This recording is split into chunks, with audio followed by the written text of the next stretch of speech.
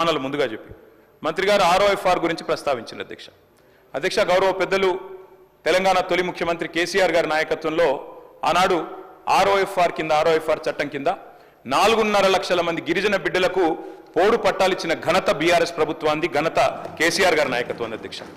ROFR కింద ఇచ్చే పోడు పట్టాల విషయంలో ఇక్కడ చాలా మంది గిరిజన శాసనసభ్యులు కూడా ఉన్నారు అధ్యక్ష. చాలా మంది గిరిజన ప్రజలుండే నియోజకవర్గాల నుంచి వచ్చిన మిత్రులు శాసనసభ్యులు కూడా ఉన్నారు. ఈ ఆర్ఓఎఫ్ఆర్ పట్టాలు గిరిజనుల చేతులు ఏవైతే ఉంటాయో అధ్యక్ష, అక్కడ కనా కష్టం మీద ఒక పంట మాత్రమే సాగు చేసే అవకాశం ఉంటుంది. ఎందుకంటే అక్కడ కాలువలు ఉండొచ్చు, ఉండకపోవచ్చు, అక్కడ ఇతర సమస్యలు ఉండొచ్చు, మేజర్ కాలువలు ఉండకపోవచ్చు. కాబట్టి కష్టం మీద అక్కడ పండేది ఒక పంట, అది కూడా చాలా కష్టంతో వాళ్ళు చేసుకుంటారు. దాదాపు 6-7 నెలలు తనలాడతారు. అక్కడ పండేదే ఒక పంట.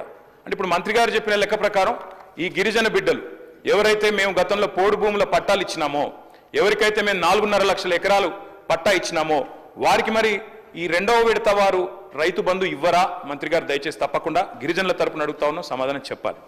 అదేవిధంగా అధ్యక్ష, మంత్రి గారికి తెలుసు వారు స్వయంగా రైతు.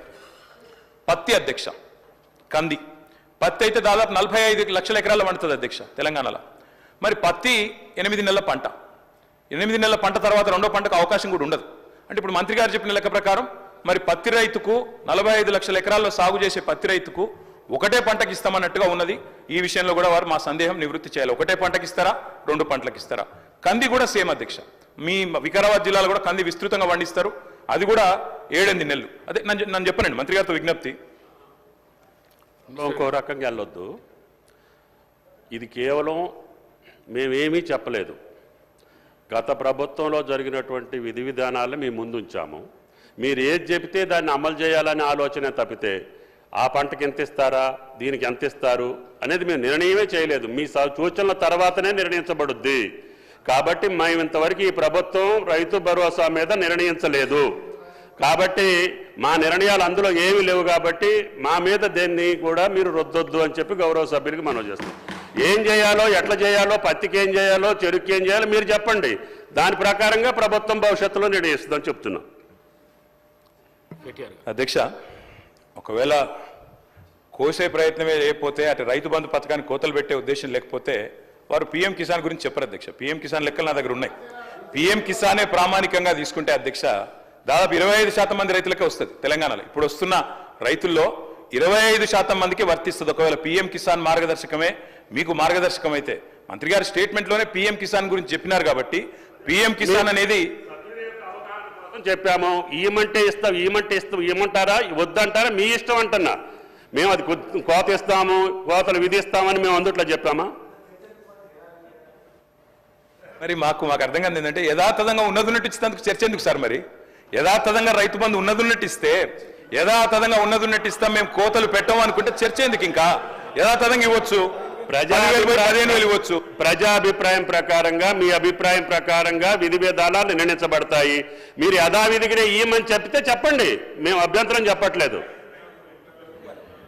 అధ్యక్ష, ఇంకొక 2 అనుమానాలు మంత్రి గారి స్టేట్మెంట్ నుంచి ముందు అవి చెప్తాను అధ్యక్ష, తర్వాత నా సబ్జెక్టులోకి వస్తా అధ్యక్ష. వారు చెప్పారు పత్తి 8 నెలల పంట, కంది 8 నెలల పంట, మరి ఒక పంటకి ఇస్తారా, 2 పంటలకు ఇస్తారా? మంత్రి గారు తమ సమాధానంలో ప్రభుత్వ విధానం ఏందో చెప్పాలి. ఆర్ఓఎఫ్ఆర్ అంటే అల్టిమేట్గా మరి చర్చ జరిగిన తర్వాత ప్రభుత్వం నిర్ణయం చెప్పాలి కదా, లేకపోతే ఎందుకు చర్చ? చర్చ జరిగిన తర్వాత ప్రభుత్వం నిర్ణయం చెప్పకపోతే ఎందుకు అధ్యక్ష చర్చ? మరి ఊరికే మనం టైంపాస్కి అయితే చర్చ చేయం కదా. దయచేసి మంత్రి గారు నేను కోరేది. అదేవిధంగా మంత్రి గారు స్వయంగా ఖమ్మం జిల్లా, ఇప్పుడు కొత్తగూడెం భద్రాద్రి జిల్లాలో వారి సొంత ఊరు ఉంటుంది అధ్యక్ష. అక్కడ పామాయిల్ పంటను విపరీతంగా గత ప్రభుత్వం కూడా ప్రోత్సహించింది. మరి పామాయిల్ కానీ, మామిడి తోటలు కానీ, హార్టికల్చర్ కానీ వారికి మీరు రేపు రైతు భరోసా ఇస్తారా? హార్టికల్చర్ రైతులకు ఇవ్వరా? పామాయిల్ వేసిన రైతుకి అసలు మీరు ఇంటర్ క్రాపింగ్ చేయకపోతే రైతు బంధు ఇవ్వరా?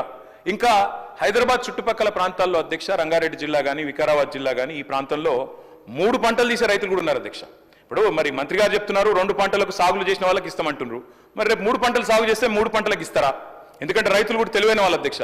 దబ్బన సాగు చేస్తేనే ఇస్తాం, మేము పంటలు వేస్తేనే ఇస్తాం అంటే 3 పంటలు ఇస్తానికి కూడా రైతులు సిద్ధంగా ఉన్నారు, ఇప్పటికే చేస్తున్నారు. ముఖ్యమంత్రి గారు కూడా గతంలో ఆనాడు ప్రతిపక్ష నాయకుడిగా 2 పంటలకు ఎందుకు ఇస్తారు, 3వ పంటకు ఎందుకు ఇయ్యారు, బరాబర్ ఇయ్యాల్సిందే అని కూడా మాట్లాడినారు. కాబట్టి అది కూడా పరిగణలోకి తీసుకోవాలి అధ్యక్ష. ఇక మా సోదరుడు నాకు ఆప్తుడు అధ్యక్ష, మా పెద్దపల్లి ఎమ్మెల్యే విజయరమణారావు, 2009లో ఇద్దరు మొదటిసారి ఎమ్మెల్యేలు. ఇప్పుడు ఆయన మాటలు వింటేనైతే నాకు నవ్వాలని ఏడవాలని తెలియలేదు అధ్యక్ష. ఎందుకంటే గతంలో మేమేదో మొత్తం నాశనం చేసిపోయినాం, అసలు మేము ఇంకా ప్రభుత్వంలో ఉన్నప్పుడు వర్షాలు ఇవ్వడలే. మరి మేము ప్రభుత్వంలో ఉన్నప్పుడు వర్షాలు ఇవ్వకపోతే వ్యవసాయ దిగుబడి ఎట్లా పెరిగింది అధ్యక్ష? వ్యవసాయ విస్తీర్ణం ఎట్లా పెరిగింది అధ్యక్ష? అధ్యక్ష ఇంకా గమ్మత్తు, విచిత్రమైన విషయం. నేను కావాలంటే ఇప్పుడే నాకు స్పీచ్ కూడా ఉంది. రేవంత్ రెడ్డి గారు ఇక్కడ కూర్చొని ఇచ్చిన స్పీచ్ అధ్యక్ష. ఆనాడు కాంగ్రెస్ ప్రభుత్వ హయాంలో రైతుల పరిస్థితి ఏంది, కరెంటు పరిస్థితి ఏంది, నీళ్ల పరిస్థితి ఏందని రేవంత్ రెడ్డి గారు ఇక్కడ నించొని ఇచ్చిన స్పీచ్ అధ్యక్ష. వారి తండ్రి గారు చనిపోతే నెత్తి మీద నీళ్లు చల్లుకుందామంటే కూడా కరెంటు లేదు, మా బోరు పనిచేస్తలేదని చెప్పి స్వయంగా ముఖ్యమంత్రి రేవంత్ రెడ్డి గారు ఇక్కడ నుంచి చెప్పిన మాట ఆనాటి కాంగ్రెస్ ప్రభుత్వ పాలనకు, ఆనాటి కాంగ్రెస్ ప్రభుత్వ పరిపాలనలో రైతుల దుస్థితికి నిదర్శనం అనే మాట నేను మీకు గుర్తు చేస్తా ఉన్నా అధ్యక్ష. నేను ఇక దాన్ని మళ్ళీ చదివితే మళ్ళీ కాంట్రవర్సీ చేస్తారు, ఇంకోటి అంటారు అధ్యక్ష. అధ్యక్ష, వాస్తవం తెలంగాణ రాష్ట్రం ఏర్పడ్డది 2014లో. 14కు ముందు నేను ఒక్కరిని నిందిస్తలేను అధ్యక్ష. ఆనాడు వెంకటరెడ్డి గారినో లేదా ఇంకోరినో నేను నిందించట్లేదు. కేవలం ఆనాటి పరిస్థితులు మాత్రం చెప్పే ప్రయత్నం చేస్తా ఉన్నాను అధ్యక్ష. ఉమ్మడి రాష్ట్రంలో ఎద్దు ఏడ్చింది, తప్పకుండా వ్యవసాయము ఏడ్చింది. ఎద్దు ఏడ్చిన వ్యవసాయం బాగుండదంటారు. నిజంగా కూడా ఆనాడు చాలా దారుణమైన పరిస్థితి ఉండేది అధ్యక్ష. సాగు సంక్షోభంలో మునిగింది, అన్నదాత వెన్ను విరిగిన మాట వాస్తవం. దానికి నా దగ్గర లెక్కలతో సహా, NCRB లెక్కలతో సహా ఉన్నాయి అధ్యక్ష. ఆ రోజు భారతదేశంలో జరిగే రైతు ఆత్మహత్యల్లో ఆనాడు తెలంగాణ ప్రాంతం, అదేవిధంగా మహారాష్ట్రలోని విదర్భ, ఈ రెండు ప్రాంతాలే టాప్ అధ్యక్ష. తెలంగాణ ఏర్పడ్డ నాడు భారతదేశంలో రైతు ఆత్మహత్యల్లో 11.1% ఆత్మహత్యలు మన రాష్ట్రం నుంచి, ఈ ప్రాంతం నుంచి జరిగేది అధ్యక్ష. ఈ రోజు నేను గర్వంగా చెప్తా ఉన్నా అధ్యక్ష, గర్వంగా చెప్తా ఉన్నా.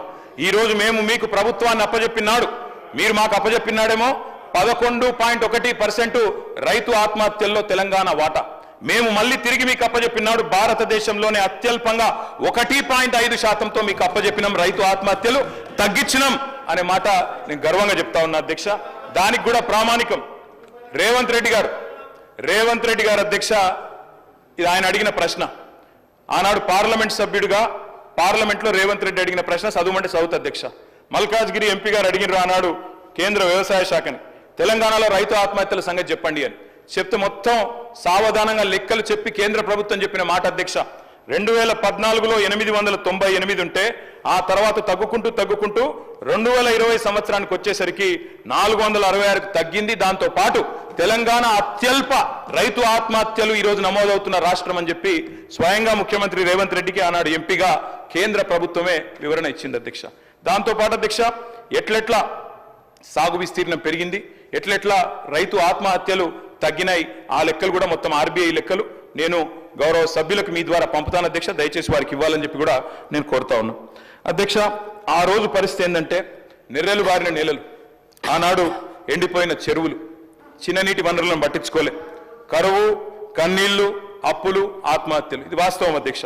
ప్రాజెక్టులు లేవు తెలంగాణ ప్రాంతంలో, సాగునీరు లేదు, బొక్కబోర్ల పడే పరిస్థితి. మూషంపల్లిలో నల్గొండ కాన్స్టిట్యున్సీ అధ్యక్ష, రామరెడ్డి గారు అంటారు అధ్యక్ష, ఆయన ఒక్క రైతు 57 బోర్లు వేసిండు అధ్యక్ష ఆయన పొలంలో. ఆయన పేరే ఊళ్ళో బోర్ల రామరెడ్డి అయిపోయింది అధ్యక్ష.